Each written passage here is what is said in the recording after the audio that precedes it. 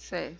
Bom, então hoje nós vamos ver essa disciplina de políticas setoriais, rural e urbana. Quem está com o microfone ligado, eu peço que desligue, só para a gente dar início aqui. E se for preciso falar, tirar alguma dúvida, aí vocês liguem e falem, tá bom? Certo. Então, essa disciplina de políticas setoriais e urbana, ela é bem interessante, né? E assim, ela aborda muita coisa. A gente passa tanto tempo no nosso curso sem falar da questão rural, da questão agrária, que quando a gente fala é tudo de uma vez. E por isso que já era uma disciplina com tanto conteúdo, né? Que deveria ter sido tratado aos poucos, né? Mas a gente vai fazendo as coisas conforme as possibilidades, né? Conforme os conteúdos vão aparecendo. E cada vez mais, assim como a questão urbana, a questão rural ela vai ser importante de a gente entender. Hoje em dia, o assistente social ele já trabalha muito com as comunidades rurais, ele já trabalha muito na zona rural, no Brasil inteiro, né? Hoje você percebe que é uma população que também precisa de muita política pública, precisa ter uma dedicação também por parte do Estado, né? Às vezes a gente tem aquela ideia assim, o agricultor, ele sabe se virar, ele sabe plantar, ele tem a terra dele, ele já tem a semente dele, pronto. Ele é quase assim uma autarquia, ele é quase autônomo. Só que não, se ele não tiver o incentivo, se ele não tiver o apoio do poder público, ele não tiver o financiamento, ele também não consegue trabalhar, assim como qualquer um de nós, né? Deixa eu só aceitar aqui uma pessoa. Diego. Então, assim como qualquer outro trabalho, o trabalho rural, ele necessita de investimentos, políticas e incentivos. E é isso que nós vamos ver hoje, né? A questão de como que foi sendo feitas essas políticas para a zona rural. Ressaltando, são muitos slides e para não ocupar tanto assim o tempo de vocês, eu vou focar no principal. Então, o nosso primeiro slide vem dizer o seguinte, a política social e meio rural, né? Política social, assim como ela existe no meio urbano, ela existe no meio rural. O que são as políticas sociais? Eu falei que era para vocês darem uma lida no artigo 6º da Constituição Federal, que vem descrevendo esses direitos, né? Que é o direito à alimentação, direito à saúde, educação, segurança, moradia, previdência, trabalho. Então, tudo isso é direito social, dentre outros, né? E tudo isso se relaciona com a zona rural também. O cidadão que está trabalhando ali numa zona rural, lembrando, gente, que quando a gente está falando de questão rural, a gente não está falando de interior, como a gente fala no geral, né? Aqui no Maranhão, no Brasil mesmo, a gente diz assim, não é capital, é interior. Mas não é dessa forma, né? A gente diz assim, passou de São Luís, você está ali em Bacabeira, já é o interior. Não é assim. Por exemplo, Bacabeira, está bem pertinho de São Luís, né? Mas eles têm a zona urbana e tem a zona rural. Pinheiro tem a sua zona urbana e tem a sua zona rural. Mirinzal tem a sua zona urbana e a sua zona rural. Guimarães, São Luís tem a sua zona rural. Então, toda cidade ela vai ter uma parte urbana, né? A parte que tem o asfalto, tem aquele meio-fio, tem o encanamento, tem a energia elétrica, etc. E vai ter também a sua parte rural, que é a sua parte mais de preservação da natureza, etc., né? Que tem mais agricultura. Então, quando a gente está falando rural, a gente não está falando de municípios do interior. A gente está falando do interior de cada município. Né? Todo município tem os dois lados, o urbano e o rural. De repente, vocês moram no bairro, né? Que fica próximo do centro, aí vocês estão na zona urbana. Compreende diversos aspectos e diversas subpolíticas sociais voltadas às pessoas que vivem no campo. Então, o cidadão da cidade ele precisa de moradia, sim.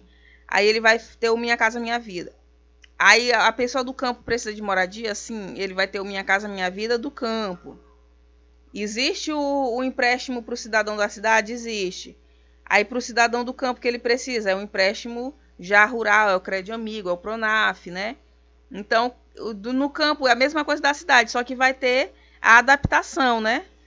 A escola todo mundo tem direito à educação. A escola da cidade é uma, aí a escola rural ela tem toda aquela adaptação, né? Ela vai ter ali, em alguns lugares já tem aqui no Maranhão a escola rural. Ela tem o lugar para horta, ela tem o lugar para agricultura, porque ela é o quê? Adaptada ao modo de vida daquelas pessoas. Então, toda a política social ela tem que ser adaptada para o contexto, né, que as pessoas estão vivendo. E quais são as questões que envolvem? Espera aí, só um minuto. Dá?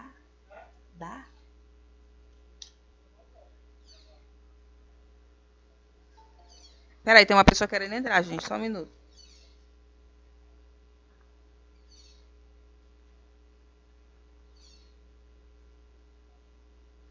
Certo. Bom, tem mais uma pessoa querendo entrar aqui. Peraí. Bom dia. A Leide Laura querendo entrar aqui. Bom dia, Leide Laura. Então, quais são as questões que envolvem o meio rural? Peraí, só um minuto, porque está tendo um negócio aqui em casa. Peraí.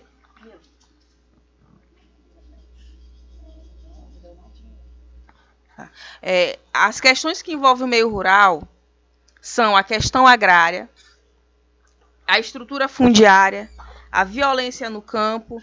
Quer dizer, eu estou confundindo, gente. São 2 pontos, né? Questão agrária e estrutura fundiária. A questão agrária, ela envolve o quê? Ela envolve a violência no campo, o campesinato, os financiamentos. A estrutura fundiária, ela envolve a agricultura familiar, os conflitos no campo, dentre outras. Então, o que é... Gente, tem uma pessoa com o microfone ligado. Vejam aí se o microfone de vocês está ligado ou não, que está ecoando aqui. Certo? Então, o que é a questão agrária? No Brasil, nós temos uma questão agrária e uma questão agrícola. Agrário é tudo que diz respeito à terra, aos recursos naturais dessa terra. Agrícola é tudo que diz respeito às ferramentas, aos materiais, os insumos, as sementes, os adubos, as técnicas, tudo isso é agrícola. É o trabalho na terra. Agrário é a própria terra. Deu para entender essa diferença, né? Então, a questão agrária, no Brasil, ela vem falar sobre a violência no campo, a disputa de terra. O Brasil, assim como tem mais casa sem gente do que gente sem casa, tem mais terra sem gente do que gente sem terra. Nós temos uma questão agrária muito grave no Brasil. A questão agrária no Brasil ela está na raiz de muitas das nossas questões urbanas. Por exemplo, muitos bairros, muitas favelas aí nas capitais brasileiras foram formadas por pessoas que saíram de suas terras porque não tinham mais condição de produzir ou foram expulsos de suas terras, né? Então, se você resolvesse a questão agrária no Brasil, você resolvia muitos problemas. Quantas pessoas que estão desempregadas nas cidades, que não, se tivessem uma terra para produzir, com certeza não estariam achando ótimo. Eu adoraria, né, ter uma terra para eu fazer minha horta ali, criar um gado. Todo mundo queria, né? Quem não queria? Então, falta essas políticas públicas de incentivo para o campo que resolveria muitos dos problemas da nossa população, né? Muita gente queria ter o seu espaço para produzir, para vender numa feira, para ter uma cooperativa e não ter esses incentivos. O campesinato, né? O que é o campesinato? O campesinato é o povo que vive no campo. Então, a população rural ela é chamada genericamente de campesinato. São os trabalhadores rurais ou agricultores familiares, né, de um modo geral. E os financiamentos, né? Hoje em dia, a gente tem como principal financiamento da população do campo o Pronaf e o Crédito Amigo. Embora que o Pronaf está paralisado há uns 2 anos já, né? O Brasil está numa crise muito grande e esses financiamentos eles foram cortados. E a estrutura fundiária ela vem falar do quê? Dos vários formatos de agricultura que nós vamos ter. No Brasil, a gente divide a nossa agricultura em 3 tipos, né? Tem 3 dimensões, assim, tamanhos, digamos. Nós temos o agronegócio, que é a agricultura de grande porte. Nós temos a agricultura de médio porte, que são aquelas pequenas empresas familiares, né? A gente tem algumas no Nordeste, mas isso é muito forte no Sul, né? No Rio Grande do Sul, Santa Catarina, Paraná, tem muito essas pequenas indústrias agrícolas que às vezes são tocadas por famílias. Pode falar. Pode falar. Tem uma colega querendo entrar ali, meu amor, por gentileza. Deixa eu ver aqui quem é. Nayara. Certo. Então, no Sul é muito comum. Às vezes você compra um produto alimentício. Peraí, tem mais uma pessoa aqui também. Peraí. Genise. Às vezes você compra um produto alimentício, por exemplo, um iogurte, né? Um leite, não sei, alguma... Será que tem mais alguém, gente? Peraí, deixa eu ver aqui. Tem, a Renata. Vocês estão bem participativos hoje, né? Certo.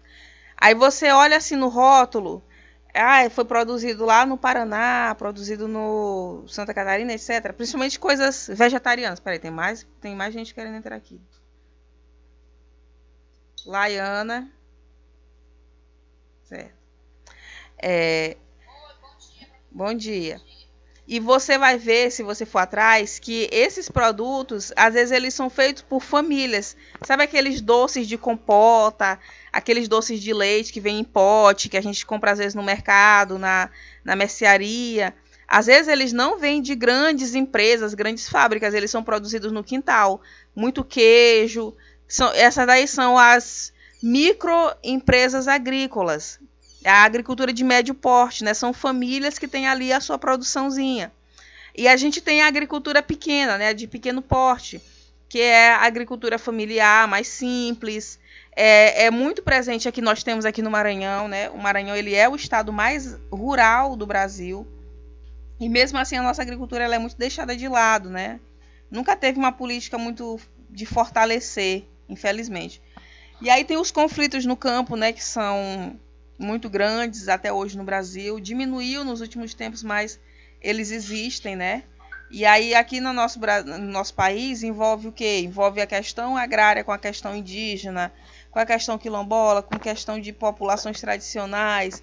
Então é uma coisa muito complexa, né? Que a gente tem aqui esse conflito no campo, dentre outras áreas, né? Okay. E aí tem os movimentos, né? A partir desses conflitos, vários movimentos começam a surgir na defesa dos interesses, dos direitos desses trabalhadores. A gente vai ter como principal representante o MST, que é o Movimento dos Trabalhadores Sem Terra. Tem os vários movimentos de trabalhadores rurais, tem os movimentos de mulheres, né? Aqui no Maranhão, no Piauí, Pará e Tocantins, a gente tem o movimento das quebradeiras de coco, tem a Marcha das Margaridas, que é um evento que reúne as mulheres rurais do Brasil, acho que de 2 em 2 anos, né? Que elas marcham até Brasília. Tem vários outros movimentos aí pelo Brasil afora na defesa desses interesses, né? Tem a Pastoral da Terra, tem organizações que defendem o interesse dessa população rural, a gente tem a Sociedade de Defesa dos Direitos Humanos, né? Tem vários organismos que lidam com isso, né? Para tentar amenizar essa questão desse conflito por terra que é muito forte no Brasil e fica muito na impunidade. Muita gente perde sua vida por causa de terra e às vezes não dá nada. A gente tem uma questão de grilagem, né? Que é muito forte também. Então, gente, a questão rural no Brasil, a questão agrária, esses conflitos de terra, eles vêm desde a nossa origem, né? O Brasil ele foi descoberto, ele foi colonizado para quê? Para ser um grande latifúndio, para ser um grande pedaço de terra, para tirar pau-brasil, para tirar ouro, né? Esmeraldas, para você plantar café, cana, extrair ouro. Deixa eu ver se tem mais alguém aqui querendo entrar. Dona Maria da Glória, né? Bem-vinda, Dona Maria. Então, a gente nasceu já como país para ser esse grande latifúndio, para ser uma terra que era ali para ser explorada. Não pensaram o Brasil para ser um país que seria muito bom para que as pessoas vivessem, construíssem sua vida, etc. Não. Então, aí, esse país ele já vai ser dividido nas capitanias hereditárias, que a gente vê lá desde o início, né, quando a gente está estudando a história do Brasil. O que eram essas capitanias hereditárias? Repartiram o território brasileiro em vários pedaços e deram para pessoas de autoridade lá de Portugal.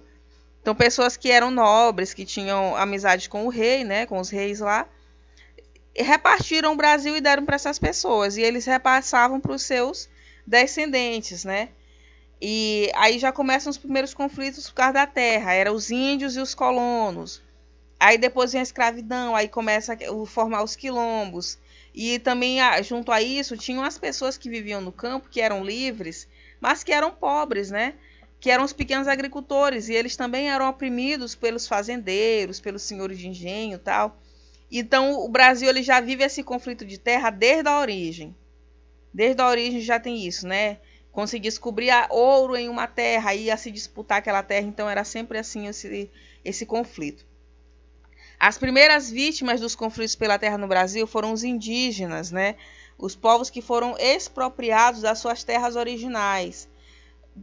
Era como se fosse assim: eles não têm documento, então eles não são donos. Nós chegamos aqui, botamos uma bandeira, colocamos nossas missões, nós temos documentos para provar por A mais B que nós somos os donos dessa terra. E aí os índios eles foram sendo dizimados, eles foram sendo expulsos de suas terras. Aí daí já começa o conflito agrário no Brasil. Os europeus chegaram ao chamado Novo Mundo e expulsaram os nativos de suas habitações, as ocas, né? as tribos, etc., as aldeias. E os escravizaram, objetivando com esta exploração o maior acúmulo possível de riquezas para Portugal. Então eles queriam acumular riquezas, com base na expulsão, né, dessas populações de suas terras. A concentração de terra se inicia no nosso país desde a distribuição baseada no quê? Nas capitanias hereditárias, né? Então era terra para os grandes proprietários e para quem era mais simples, nada, né? Como a gente já tinha falado aqui. Com o passar do tempo, o Brasil ele vai se modernizando ao longo dos séculos, porém esse conflito agrário ele vai acompanhando também a modernização. Então a gente nunca se vê livre de fato dessa questão da exploração da mão de obra do povo do campo e da expropriação de suas terras. O Brasil ele vai ter uma industrialização muito tardia e capenga. O que isso significa? Significa que enquanto vários outros países do mundo já estavam se industrializando, principalmente na Europa, o Brasil ainda não tinha nenhuma indústria. O Brasil ainda estava na escravidão. Os outros países já tinham empresas grandes, já tinham indústrias, fábricas, e o Brasil não tinha ainda. Quando a gente começa a ter as nossas indústrias, o mundo todo já estava modernizado. A indústria, ela vai impactar na questão agrária como, né? Quando você tem uma indústria, você precisa de trabalho assalariado. E aí a escravidão ela não podia mais existir, ela já não combinava mais com esse novo modo de produção, né? Então, você vai precisar de trabalhadores que saibam trabalhar nessas indústrias e que eles sejam assalariados. E aí, muita da nossa população rural, ela não estava preparada para trabalhar nessas indústrias, né? E aí, muitos vão ali para... Já tem gente querendo entrar aqui de novo, gente, peraí. Não, desculpa, me enganei. Não é. Bom, então muita gente, né, do nosso país que vivia nessa zona rural, eles vão ter que se adaptar a esse trabalho nas indústrias e muitas vezes não conseguem. E aí eles começam a sair do campo para ir para cidades.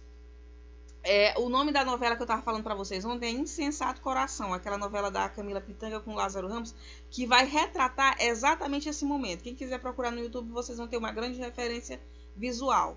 Nesse momento, a nossa população está saindo do campo, ela está saindo do Nordeste e indo para São Paulo, indo para Rio de Janeiro, Espírito Santo, Minas Gerais, que eram os estados que estavam se industrializando. Então, isso vai causar um impacto na nossa questão rural, na composição da nossa população rural, né? No século XX, o surgimento dos mais significativos movimentos sociais na cidade também vai ser importante. Começam a surgir nas cidades, muito por influência da imigração, né? Porque os imigrantes italianos, principalmente, né, eles tinham ali uma tradição, eles já tinham um costume de se organizar em sindicatos, de fazer movimentos, de fazer greves, né? Eles vão influenciar o surgimento desses movimentos sociais no campo. Então, muitos dos que foram trabalhar naquelas fazendas de café, eles vão também se organizar. E aí começa a surgir os primeiros movimentos de trabalhadores rurais do Brasil. E daí vocês percebem, de 1500 até 1900, quase não tinha movimentos do campo no Brasil. Isso vai começar a surgir a partir de 1900, 1920, por aí. Vai começar a surgir os primeiros movimentos, né, de trabalhadores em prol dos seus direitos. E aí surgem as chamadas ligas camponesas, né? Surge uma coisa chamada ligas camponesas. Essas ligas camponesas, elas foram assim os primeiros grandes movimentos organizados de trabalhadores rurais. O que eram essas ligas, né? Elas eram compostas de pequenos proprietários, arrendatários e trabalhadores agrícolas dos grandes engenhos de açúcar da zona da Mata Nordestina. Essa zona da mata é ali Pernambuco, eu acho que um pouco na Bahia, Sergipe, Alagoas, por ali, mas principalmente em Pernambuco. Essa zona da mata que se produz o açúcar, né? O açúcar ele sempre foi muito forte ali em Pernambuco. E aí esses pequenos trabalhadores dessas áreas, eles começam a se reunir, né? Eles começam a se organizar e lutar por uma sindicalização rural. Eles começam a querer se sindicalizar. Assim como os trabalhadores da cidade, que tinham seus sindicatos, eles também... Peraí, gente, tem gente querendo entrar aqui. Bom dia, Dedé. Bem-vinda aí. Então, eles começam também a querer se sindicalizar, né? E contra também a apropriação de suas terras pelos usineiros. Porque aquilo que antes eram os engenhos de açúcar, agora vão começar a virar as usinas. Essas usinas elas começam a chegar no Nordeste e esses usineiros eles vão tirando as terras dos trabalhadores. Então, aí eles começam a formar essas ligas para conseguir se organizar. Depois, essas ligas elas vão se somar aos outros movimentos de trabalhadores rurais, né? No golpe de 64, as ligas camponesas foram combatidas pelos militares e seus líderes foram presos.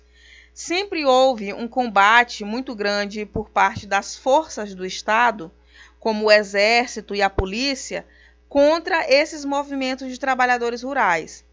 Um grande exemplo que a gente vai ter aí no Brasil República, né, no início da nossa República, é o exemplo do Arraial de Canudos, que é chamada a Guerra de Canudos, né, que era liderada pelo Antônio Conselheiro.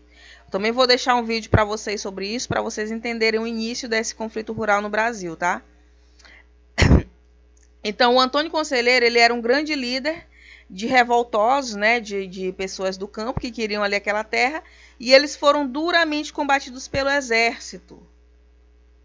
E aí essas ligas camponesas também foram combatidas pelo exército, né, do governo militar. Então, eles tinham como objetivo combater, né? E aí eles criaram o chamado Estatuto da Terra, de 30 de novembro de 64, que defendia uma reforma agrária através dos meios legais, burocráticos e, claro, lentos. Então, essa população ela queria uma reforma agrária urgente, radical. Aí o que o governo fez? Não, deixa com a gente que a gente faz a nossa reforma. Só que essa reforma nunca aconteceu. Até hoje o Brasil nunca fez uma reforma agrária.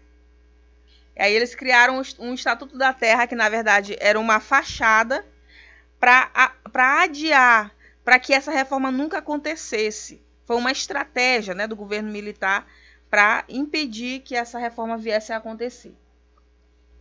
E aí depois a gente vem da redemocratização, 85 a 89, o governo de José Sarney, onde foi criado o primeiro Plano Nacional de Reforma Agrária do Brasil, o primeiro PNRA.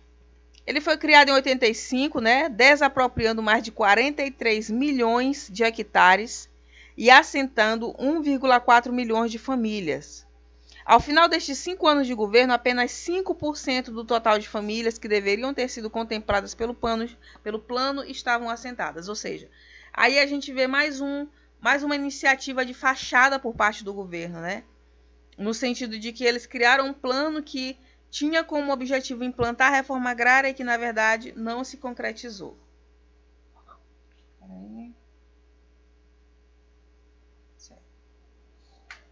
O primeiro PNRA fracassou, né, devido principalmente por conta da influência conservadora que pressionava o governo.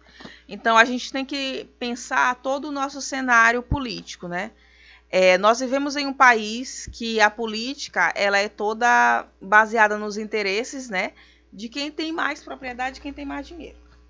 Você vai ver que os grandes políticos, principalmente no nosso estado, são pessoas que têm terras. Não tem ninguém que seja rico aqui no Maranhão que não tenha um pedaço de terra, né?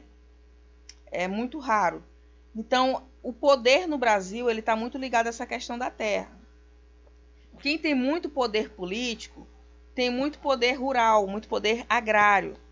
Os nossos deputados, eles nunca vão votar a favor de uma reforma agrária, porque seria abrir mão das suas próprias terras. Tanto que a gente tem muito forte lá no nosso Senado e na Câmara a chamada bancada ruralista. São o quê? São políticos mais conservadores que defendem os interesses dos grandes proprietários rurais. Então, essa influência política conservadora, ruralista, dos grandes proprietários, não deixam que políticas públicas para os pequenos proprietários aconteçam. Por isso que no Brasil a gente não consegue nem visualizar uma reforma agrária, né? Outros países já fizeram, a gente não consegue. E aí a nossa Constituição, a nossa Carta Magna de 88, ela também vem colocar a questão dos direitos sociais do povo rural, etc. Mas o fracasso se deu principalmente por conta dessas influências também conservadoras. Então, a nossa Constituição ela vem trazer alguns direitos também, né, a respeito da população rural, mas por que eles não vão se concretizar? Porque os governos que vieram depois da Constituição, o Collor, o Itamar Franco, o Fernando Henrique, todos muito conservadores. O Temer, o nosso governo atual também, né, o Jair Bolsonaro, goste ou não, a gente tem só que falar os fatos, né? É um governo mais conservador, que teve muitos retrocessos. Então, tudo isso vem do contexto mesmo social e político que a gente vive. No Brasil, a gente também teve, né, nessa época de ditadura, a chamada UDR. O que foi a UDR? Foi a União Democrática Ruralista. Ela foi um grupo de políticos que se uniu para defender os seus interesses de proprietários. Então, ela tinha um cunho conservador, objetivando o combate às invasões de terra e buscando apoio entre os políticos brasileiros de maneira que tivessem seus interesses protegidos. Era como se fosse a bancada ruralista daquela época, né? Era um grupo de proprietários que se uniu para defender seus interesses. E aí eles começam a patrocinar muitos políticos, financiar campanhas, e aí começa a ter cada vez mais essa relação, essa união entre política e questão rural. Começa a se fortalecer de uma maneira muito grande, né? Eles começam a estar ali extremamente envolvidos, os nossos políticos com os nossos proprietários rurais. A Constituição Federal de 88, ela vem trazendo no seu artigo 184, que compete à União. Quem é essa União, gente, que a Constituição fala? A União é o governo federal, vamos colocar assim dessa maneira, né? Compete à União, ao governo federal, desapropriar. Então, olha que o governo ele tem a obrigação de desapropriar também, por interesse social, para fins de reforma agrária, o imóvel rural que não esteja cumprindo sua função social, mediante prévia e justa indenização em títulos da dívida agrária. Então, quando um imóvel ele não está cumprindo sua função social, qual é a função social do imóvel rural? É produzir alimentos ou produzir recursos, né, para a indústria, etc. Ou seja, quando você tem um latifúndio, você tem uma terra improdutiva que você não está fazendo nada com ela, o governo tem que desapropriar essa terra e dar para quem precisa. E aí ele te indeniza, né? E aí, no tocante aos governos que vieram após essa Constituição, o que cada um fez, né, em relação a essa questão agrária? Peraí, gente. O governo Collor e Itamar, né, porque o governo Collor ele não terminou, ele foi empichado, e o Itamar Franco assumiu, eles apenas mantiveram a política pouco expressiva no setor agrário que havia se iniciado no governo Sarney. Já o Fernando Henrique, nos seus 2 governos, ele inicia com grandes expectativas das multinacionais e latifundiárias. Então, o Fernando Henrique ele abriu muita terra para as indústrias, né? Principalmente as internacionais. Esses dois governos, né, o Collor Itamar e o Fernando Henrique, eles pouco fizeram em prol dos objetivos da reforma agrária. Em 1996, houve a chamada Reforma Agrária Solidária. O que ela incluiu? Projetos de reforma agrária e alívio da pobreza, Fundo da Terra, né, e Fundo da Reforma Agrária, que era o chamado Banco da Terra, e aí veio também o aprofundamento e a expansão do PRONAF, que é o Programa Nacional de Fortalecimento da Agricultura Familiar, que foi criado em 1994. O PRONAF, ele foi uma conquista do trabalhador rural. Há muito tempo que eles vinham requisitando um crédito para incentivar a sua produção. Hoje em dia, o PRONAF está muito defasado. Ele precisa de muita atualização para atender aos interesses reais da população do campo, né? Ele meio que se tornou mais mesmo um empréstimo. Ele perdeu aquele caráter social, aquele caráter agrícola, e ele se tornou uma coisa financeira puramente, né? O sujeito chega lá no Banco do Brasil, no Banco do Nordeste, no Safra, etc., pede um empréstimo e paga. E esse PRONAF ele já não atende tanto ao que deveria ser os reais interesses da nossa agricultura familiar. No governo Lula, né, nos dois governos Lula, foi iniciada a formulação da proposta do Plano Nacional de Reforma Agrária. Aí, no caso, o Lula ele já vem dar as bases para que se criasse o segundo PNRA, o segundo Plano Nacional de Reforma Agrária. No governo Lula, por ele ter uma relação mais próxima com aqueles movimentos, né, tipo o MST, a CUT, movimentos de quebradeiras de coco, etc. Como naquele momento ele era mais próximo desses movimentos, ele cedeu em algumas coisas. Mas não foi o ideal, né? Tanto que ele passou 8 anos e não fez reforma agrária. Assim como a Dilma, assim como o Temer e os outros do governo do Brasil, a gente não tem perspectiva de que essa reforma agrária ela chegue a ser feita. Então, alguns direitos foram alcançados por essa população rural, mas não na profundidade que eles pretendiam, né? Fernandes ele vem colocar o seguinte: conceber a reforma agrária como política de desenvolvimento territorial e não como política compensatória. Ou seja, você não pode enxergar a reforma agrária só como uma forma de diminuir a pobreza no campo. A reforma agrária ela é uma forma de você desenvolver o país como um todo, como eu falei. Se todo brasileiro ele tivesse condição de trabalhar e produzir na sua terra, esse país era muito menos pobre, você tinha muito menos desemprego, você tinha muito... O áudio tá baixo? Vocês estão vendo algum problema no áudio, gente? Respondam aí, por favor. Normal, professora. Não tá baixo, não. Normal. Tá normal, né? Pode ser um problema aí no celular. No fone, não sei. Certo. Bom, então, a reforma agrária ela não pode ser vista... Voltou, né? Ela não pode ser vista só como uma forma de você diminuir a pobreza, né? Mas se cada brasileiro tivesse aquela sua condição de produzir, até a fome era menor. Hoje em dia você vê pessoas nas cidades, do lado da nossa casa, que às vezes não tem um arroz, não tem um feijão. Se essa pessoa tivesse o básico ali para produzir, talvez ela não tava passando tanta necessidade, né? E aí vem o segundo Plano Nacional de Reforma Agrária, né, que vai ser lançado em 2004, que ele é baseado na paz, produção e qualidade de vida no meio rural. E ele não se trata de uma política pública de Estado, mas um plano de governo. Então, vocês veem que o problema está bem aí. Quando é uma política de governo, ela tem tempo para começar e tempo para terminar.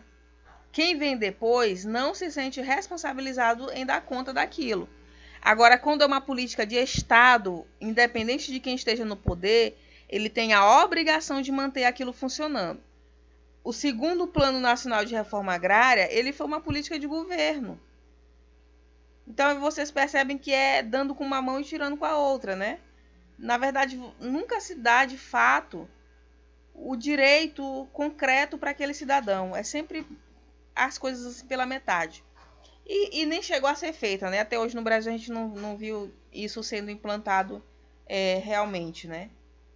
Então a gente não pode estar alimentando grandes ilusões a respeito de que tal governo fez isso, fez aquilo, quando na verdade a gente vê que a situação real da nossa população no campo ainda é muito precária. A reforma agrária é vista como uma condição para a retomada do crescimento econômico, com distribuição de renda e para a construção de uma nação moderna e soberana. Então a importância dela é tudo isso. Às vezes a gente imagina a reforma agrária só aquele pessoal do MST invadindo terra, né? Mas a verdade é que a reforma agrária é você distribuir a terra para quem precisa, para quem não tem casa, para quem não tem propriedade, para quem não tem emprego, para que essas pessoas possam produzir, para diminuir a pobreza, diminuir a violência, né? Diminuir as aglomerações nas cidades, etc. Isso é que é a reforma agrária, é isso que ela vem colocar. Ela promove a geração de empregos e renda e ocupação soberana e equilibrada do território, garante a segurança alimentar, promove e preserva tradições culturais e o meio ambiente, né? E impulsiona a economia local e o desenvolvimento regional. Então imagina que no nosso estado, que é um estado mais rural do Brasil, então a gente tem a maior população rural proporcional, né, no nosso país, aqui no Maranhão. Imagina que você tivesse um incentivo para a produção de mandioca, produção de açaí, de juçara, de pesca. Nossa, esse nosso estado ele seria assim completamente diferente, né? Você teria muito mais riqueza, teria muito mais gente com renda suficiente para sobreviver. Tivesse um incentivo para a produção de frutas, de hortaliças, e a promoção de feiras de agricultura familiar nos municípios, né? Que hoje em dia já tem, né? Os sindicatos eles fazem aquelas feiras de agricultura, mas é de vez em quando. Se tivesse o tempo todo essas feiras e as pessoas consumissem, a gente não precisaria estar comprando arroz do sul. Então o Maranhão ele poderia produzir arroz aqui mesmo. A gente não teria que estar comprando arroz de outros estados, comprando feijão do Rio de Janeiro, de São Paulo, do Mato Grosso. As frutas que a gente usa, gente, muitas vezes, as verduras que a gente usa, vem bem aí do Piauí, do Ceará. E são estados secos, estados que têm seca, estados pobres. E a gente tem terras férteis, a gente tem chuva, a gente tem rios, a gente tem um litoral imenso e precisa comprar dos outros. Por quê? Porque não tem uma política pública que incentive essa questão agrária aqui no nosso estado, né? O segundo Plano Nacional de Reforma Agrária, ele vai prever investimentos não apenas financeiros, mas também o acompanhamento técnico, né? Porque não basta a pessoa ter o recurso para investir o empréstimo, se ela não tem um técnico agrícola ali para ajudar, né? Para orientar. Gerando um apoio logístico para uma produção de maior qualidade e com consequente diminuição de perdas. Tem muita gente que começa a produzir, mas tem aquela perda, né? Por quê? Porque não houve uma orientação técnica, não teve a assistência técnica necessária. Então, esse segundo PNR, ele vinha preconizar isso. Ele vem colocar também a participação social através dos movimentos e entidades da sociedade civil, ampliando o reconhecimento e a legitimidade da reforma agrária. Ou seja, também era importante que a sociedade, que os movimentos sociais participassem desse plano, né? Enfim, a gente está falando de um plano que ele foi idealizado, mas que na realidade ele não se concretizou, né? Segundo Vecina, 2012, página 11, o governo premia o latifúndio, pagando a preço de mercado a terra à espera de valorização, ao invés de fazer valer o princípio da função social da terra. Então, o governo ele prefere indenizar o grande proprietário do que fazer aquela terra render. Isso é a grande verdade, né? E essa questão que foi prometida nesse plano do governo Lula, do Sarney, nunca aconteceu, né? E muito menos a discussão, muito menos a desapropriação e a indenização. Isso aí nunca nunca chegou a se concretizar de fato aqui no Brasil. Muito pouco, né? Você vai ver casos exclusivos, casos isolados, mas que de fato não chegaram a se concretizar. Então o governo está mais ao lado do latifúndio do que ao lado do pequeno trabalhador rural. E aí a gente vai ter também um programa de crédito fundiário, né? Que ele visava o quê? Combate à pobreza rural, principalmente no Nordeste. Nossa Primeira Terra, que era voltado para os jovens. A consolidação da agricultura familiar e tal. Aí eu queria até perguntar para alguém que vive na zona rural, que é um agricultor, que conhece alguém que viva nessa área, que trabalha com isso, se já ouviu falar nesse programa chamado Nossa Primeira Terra. Alguém já ouviu falar, gente, nesse programa? Para mim é novo esse programa. Eu também, eu confesso que eu já estudei bastante sobre questão agrária, eu nunca tinha ouvido falar. Para vocês verem, né?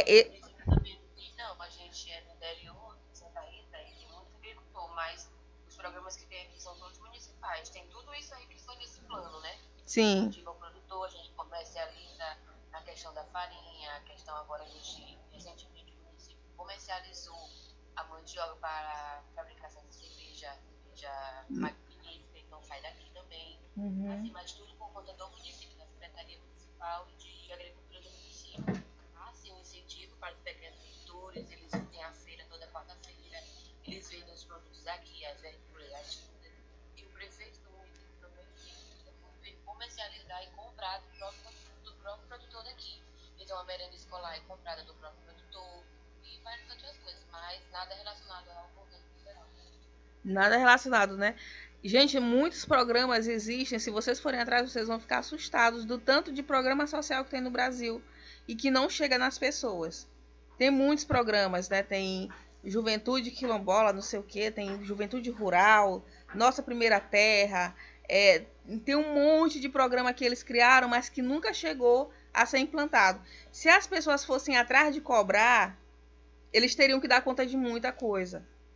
Por quê? Porque eles fazem isso para dizer que estão dando alguma resposta. Mas, na verdade, não chega a ser implementado. E tudo isso, gente, gera gasto, tudo isso gera recurso. Para você simplesmente criar um programa desse, você gasta muito dinheiro. E, às vezes, chega em alguns estados, mas não chega naqueles que mais precisam. É tudo incompleto, né? O Brasil, por ele ser um país muito grande, às vezes faz mais efeito uma política municipal, como o exemplo, né, que a colega está dando, do que uma política federal. Porque é muito difícil fazer chegar lá, imagina, lá de Brasília para o povoado de Santa Rita, até chegar, é muito pano para manga, é muita coisa, né, para acontecer. Então, vocês veem que os nossos programas de crédito fundiário, eles ainda têm muito que evoluir, né? Na verdade, eles têm que ser retomados, porque muitos estão paralisados, né? Muitos estão parados agora nesse momento. O segundo plano de reforma agrária, ele vai ter como metas, né, relacionadas... Peraí, tem uma pessoa aqui pedindo para entrar. É a Kate. Certo. O segundo plano, ele vai ter como metas relacionadas ao acesso à terra, a regularização das posses, ou seja, terras que são ocupadas, mas que não tem aquela regularidade, não tem um documento. Cadastramento georreferenciado, ou seja, a georreferenciação é para que você saiba até mesmo em qual município pertence aquela propriedade. Até onde vai a sua propriedade. Tudo isso parte de um serviço de georreferenciamento, que é o que se chama, né? O reconhecimento, demarcação e titulação de terras quilombolas. Isso aí passou a acontecer bastante também, mas no segundo governo Dilma paralisou, né? Não teve mais a titulação, praticamente não teve. O reassentamento dos ocupantes não índios de áreas indígenas. Então, tudo isso foram metas, né, desse plano. Algumas foram cumpridas, outras ficaram mais a desejar. E aí no Brasil a gente também teve o Estatuto da Terra, né, como eu tinha falado lá na época da ditadura, que foi ali uma política de fachada, né, para deixar mais lento, para adiar a questão da reforma agrária, né, que era uma lei que orientava os órgãos governamentais de interesse agrícola e reforma agrária, como o INCRA, entre outros, né. Então foi ali uma lei muito de fachada que foi mais para defender o interesse do grande do que do pequeno, né? Eu tô pulando só para focar mesmo nas partes principais, tá, gente? Questão de tempo mesmo, que já é 11 horas. O objetivo principal do Estatuto das Terras, né, da Terra, foi brecar, ou seja, parar e controlar as reivindicações populares e tensões sociais que cresciam de maneira acelerada e necessariamente executar um programa de redistribuição fundiária.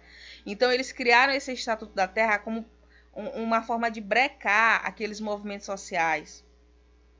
O trabalhador que muitas vezes estava se sindicalizando, se organizando, protestando, ele acreditar que ele podia parar de protestar porque alguma coisa iria acontecer. Então foi uma estratégia muito malandra do nosso governo ali do tempo da ditadura, né, para impedir a organização dos trabalhadores. Certo.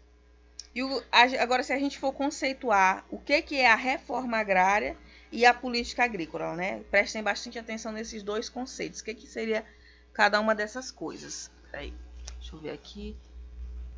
A gente está no slide 29. Já são 11 horas. Se vocês quiserem, a gente faz um intervalo ou a gente continua direto, tá? Vocês que sabem. Porque aí, se a gente continuar direto, vai estar umas 2 horas, mas eu queria dar um intervalo só para tomar uma água, viu? Depois que a gente passar no próximo slide. Considera-se reforma agrária o conjunto de medidas que visem a promover melhor distribuição da terra mediante modificações no regime de sua posse e uso, a fim de atender aos princípios de justiça social e ao aumento de produtividade. Então, o que é a reforma agrária? Ela é uma iniciativa para distribuir melhor a terra, para que ela produza mais e para que ela cumpra o seu papel social, o seu papel de justiça social, que é de levar, né, o alimento, levar o abrigo, etc., para as pessoas, né? Porque terra não é só produção, terra também é casa, terra também é cultura, é tradição. Toda a vida de um agricultor está baseada naquela terra em que ele cresceu. E o que é a política agrícola? A política agrícola, ela é o conjunto de providências, ela é o conjunto de medidas de amparo à propriedade da terra, que se destinem a orientar, no interesse da economia rural, as atividades agropecuárias, seja no sentido de garantir-lhes o pleno emprego, seja de harmonizá-las com o processo de industrialização do país. Então, todas as políticas, todas as iniciativas que estão ligadas à produção, ligadas ao aproveitamento da terra, são políticas agrícolas. A política agrária, ela é mais no sentido da demarcação, no sentido da propriedade, etc. E a política agrícola, ela é no sentido do uso da terra, dos financiamentos, da produção, da comercialização. Então, tudo isso que a colega colocou, que acontece lá no município dela, lá em Santa Rita, são políticas agrícolas. A política agrária seria, no caso, eles pegarem uma terra, desapropriar e dar para as pessoas, ou demarcar as terras. Isso seria uma política agrária, tá? Então, não confunda as duas coisas. E aí a gente vai ter também o INCRA, né? O INCRA ele foi criado nos anos 70, em 9 de julho de 1970, né? E ele serve para regularizar, né? Para regulamentar essa questão de posse da terra, de uso, né, agrícola e agrário da terra. Então, o órgão principal que gere isso é o INCRA. A gente tem os nossos ministérios, né, da agricultura, antigamente a gente tinha o Ministério do Desenvolvimento Agrário, mas o INCRA ele ainda é um órgão de referência nesse sentido, tá? Os objetivos do INCRA é promover a reforma agrária de maneira justa e sistematizada a médio e longo prazo, manter e gerir o Cadastro Nacional de Imóveis Rurais, administrar terras públicas, identificar, demarcar e gerar títulos de terras destinados a assentamentos e comunidades tradicionais quilombolas. Então, o INCRA ele vai trabalhar tanto para o grande como para o pequeno, né? Mas sempre focando nesse sentido de regularizar, de regulamentar as terras, né? As propriedades da terra. Gente, eu vou dar uma pausa só para tomar uma água, tomar um café aqui, que eu cheguei correndo aqui de casa, não deu nem tempo, né? E aí a gente volta para falar do urbanismo. Vocês querem se desconectar e criar outro link? Ou vocês querem só ficar aí online e esperar um pouco? O que vocês dizem?